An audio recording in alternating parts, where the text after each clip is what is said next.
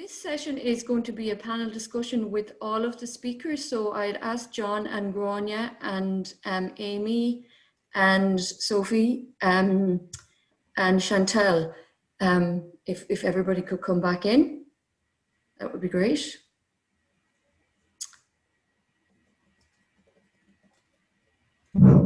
Okay, so what I was just going to do here was to just look at some of the themes that emerged throughout all of the talks today, and then put some general questions to you that we can discuss, and as ever, people can pop questions into the chat, and there have been some questions coming in that I'm going to ask as well. So I guess that a few things that I noticed is that, like, everybody spoke a little bit about missing their colleagues and missing just the network of being at work and what that all means to us. And John, you spoke there about having your all staff meetings, and I think those sort of things have been very, very important to us in keeping us sort of cohesive and in very difficult circumstances. And so everybody's home circumstances were so different, so that having these work meetings where everybody was coming together in some way is very important. Amy said something at the beginning I thought was very true, in that we missed our researchers coming in, because our researchers really help us to get to know our collections. It's through answering queries, getting book that you've never been asked for before, asking to do a session on a particular area and taking out material for that area, that we learn about our collections. And while we had inquiries coming in, I guess we didn't have access to the collections in the same way. So we really missed our researchers, missed our interactions with our researchers, and missed learning from our researchers. Because not just by getting the material, but by also just the chat that you might have in the reading room about the item that you've just taken out for somebody.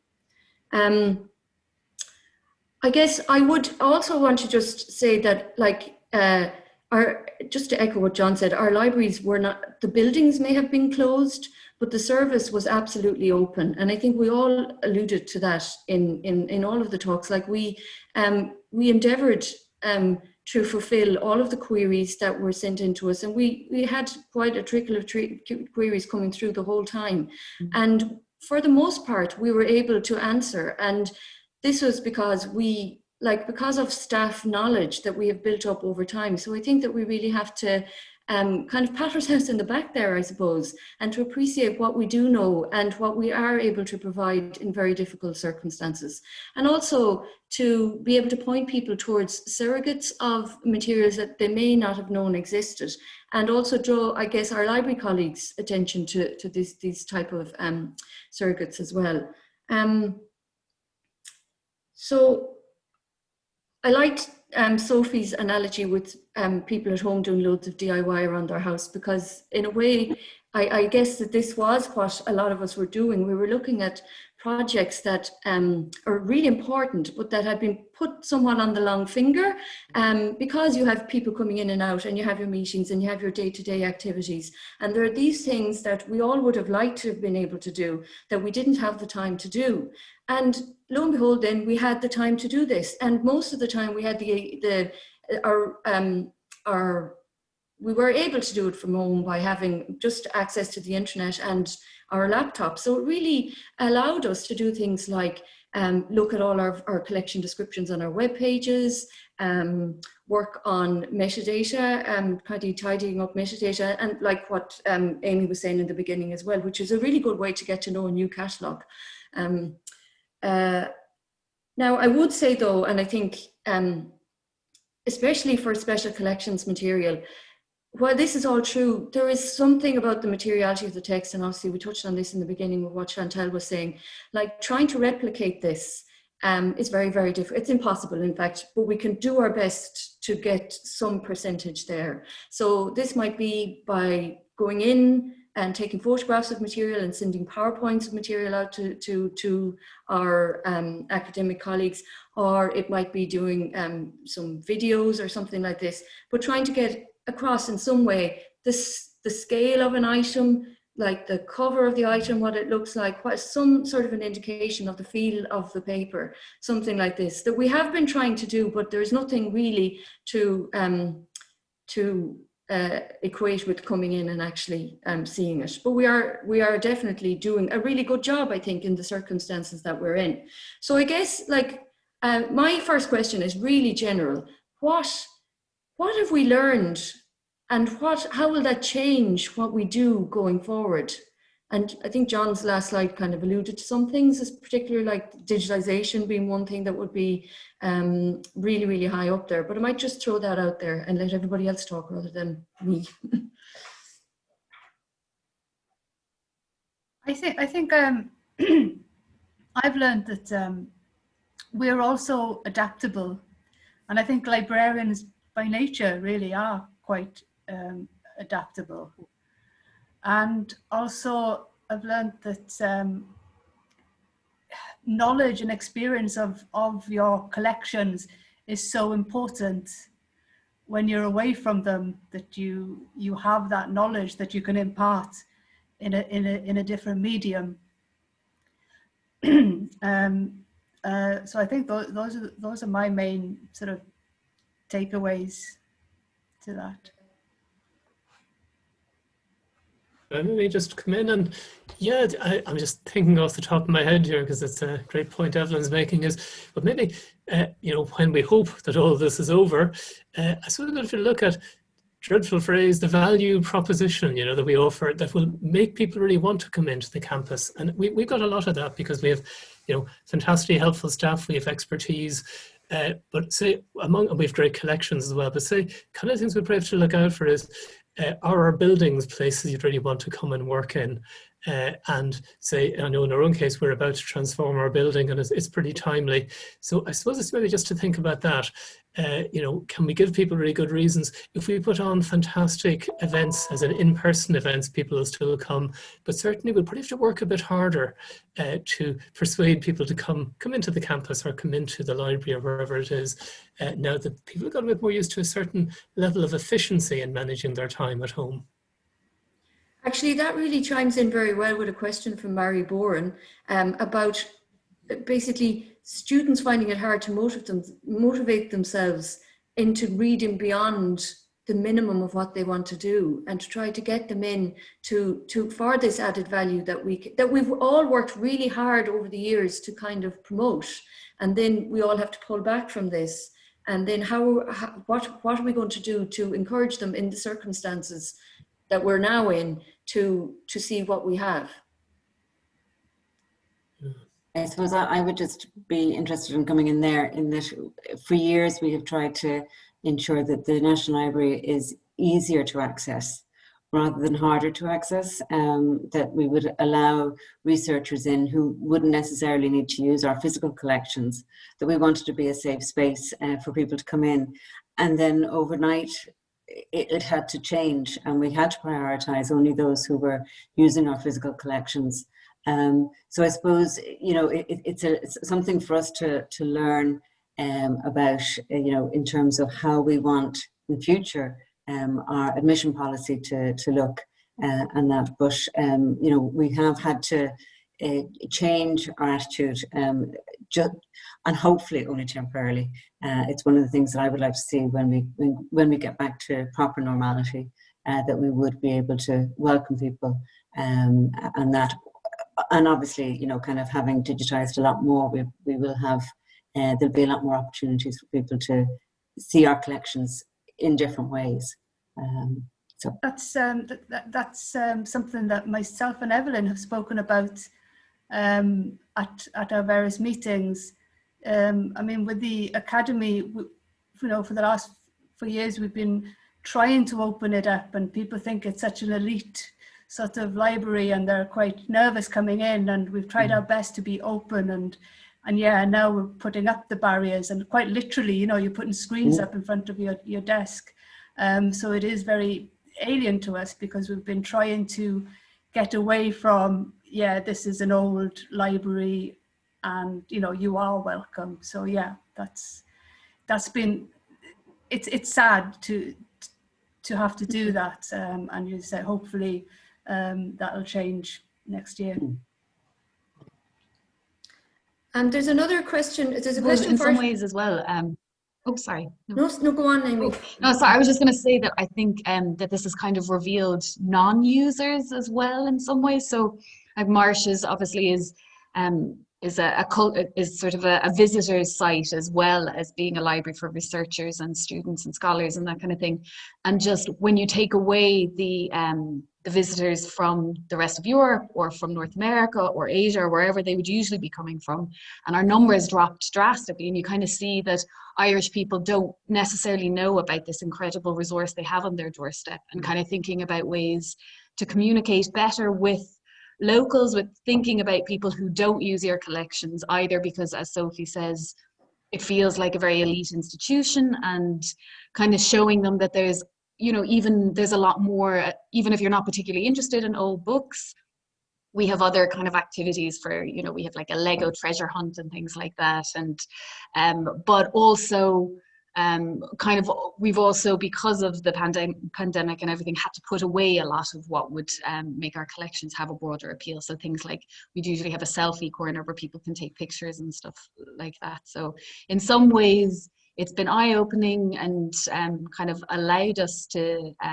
communicate better with non-users, and other ways has obviously kind of turned people off a little bit, I suppose. Yeah. There's a question for Chantel from Mary Bourne as well about how her own research tactics changed during all of this. So what did you have to do? I had to rearrange the order of the research. So I wanted to start by looking at the object as a whole and then work my way through each component of the composite volume.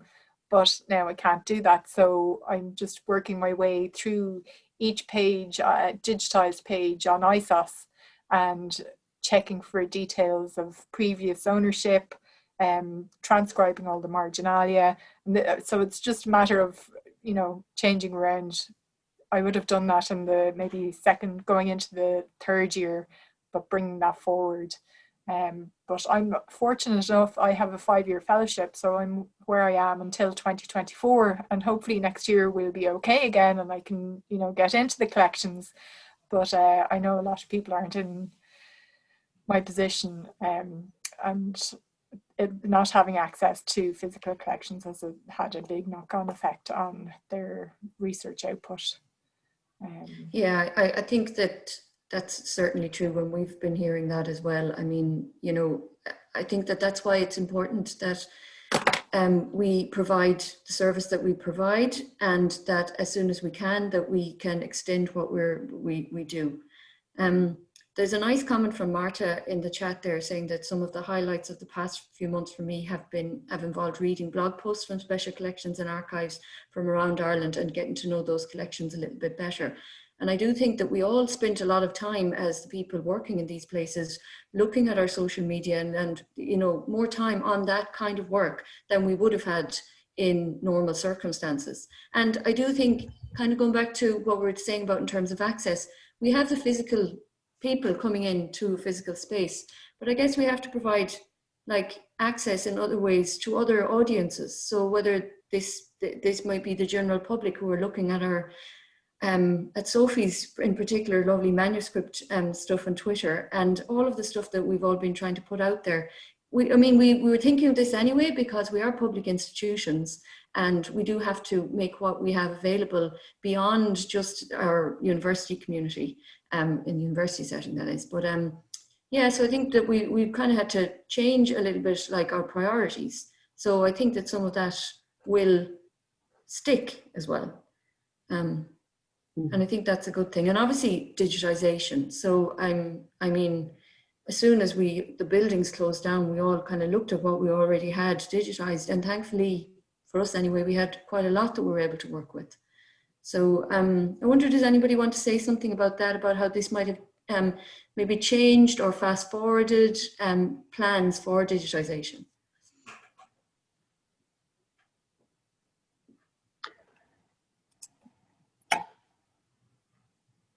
Well, we're very much starting from the very beginning. So we have we have sort of a couple of manuscripts available via ISOS, but we're thinking about I'm kind of planning in-house digitization at the moment for the first time. And as I was kind of saying going along, this is something that there's always been plans to do, but there's always been things that have gotten in the way. So, or not in the way, sorry, that's terrible.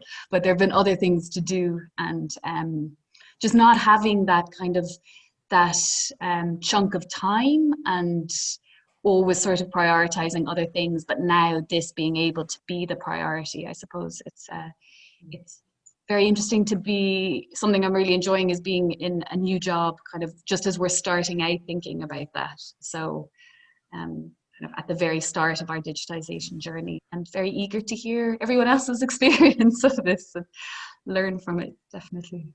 I think, can I just pop up what you said, Amy, about the work that goes on before an object can even be digitized. Maybe a lot of the research community don't understand that you can't just grab a manuscript and then take images of it. You know, it has to go under conservation measures, and it mightn't be suitable for digitization, and you know that there's so much work that goes on behind getting a manuscript up online. So Yeah. it's not going to be overnight as well. Big task to undertake. So, Yeah, and I suppose, sorry. no, go on, Grania. I suppose just in terms of having the time to prepare, this year has actually been a real boon. You know, we've got a fabulous new book scanner, digital book scanner that is so fantastic that I think it's going to be unveiled sometime in 2021. We're all very excited about it, but we're going to be able to digitize rare books and you know, kind of serials, possibly newspapers, from next year, as we have been digitizing our manuscript collections up till now. But it afforded us the opportunity this year to step back and look at exactly which collections we want to prioritize. And there are so many that we can, and that so again it has been a great opportunity to do that, and we're really excited about what will come up from it in the next couple of years. So just on the digitization front. So Amy will be in touch. Yeah. We'll have a view of it as well. Okay, so I think that we're going to finish up soon. Before we finish, there's a comment here from Yvette Campbell who says that the most positive and reassuring aspect of today is knowing how in sync we've all been as librarians and academics in terms of the service we've offered in our users' experience, and what we've all shared without the difficulties. And I think that's a really nice comment, and a really true comment, and a nice kind of way to wrap up what we've all been saying. So I'd like to thank Chantal, Grania, John, Sophie and Amy for speaking today. I'd also like to thank the members of the Rare Books Committee, and I'd like to make a special thanks to Michelle Latimer from UCD, who helped us a lot with this Zoom seminar today. So thank you very much. I hope everybody enjoyed it and learned from it. I certainly have. And we'll be putting the recording up, and we'll be tweeting about where it is, and you can all watch yourselves back if you want to do that. And yeah, with that, we'll close our annual seminar for 2020, and hopefully we'll all be seeing each other in person in 2021. So thank you very much, everybody.